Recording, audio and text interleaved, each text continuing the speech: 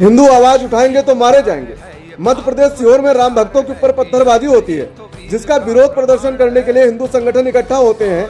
Media कर्मी आते हैं, लेकिन जब पुलिस पहुंचती है तो उन पत्थरबाजों को गिरफ्तार करने के बजाय हिंदू संगठन के साथ मारपीट करती है, मीडिया कर्मियों का कैमरा छीन लेती है। तो आखिर मध्य प्रदेश पुलिस का बांग्लादेश की ढाका पुलिस की जैसा व्यवहार क्यों है? समय रहते मोहन सरकार एक्शन ले, ऐसे पुलिस कर्मियों को बर्खास्त करे, क्योंकि शुरुआती तौर पर तमाम बार देखा गया है कि इन अपराधियों को संरक्षण पुलिस ही देती है। इस रील को ज्यादा से ज्यादा शेयर करें। साथ ही आप सभी को क्या लगता है कमेंट बॉक्स में जवाब जरूर दीजिएगा। जय हिंद, वंदे मातरम, जय श्री राम।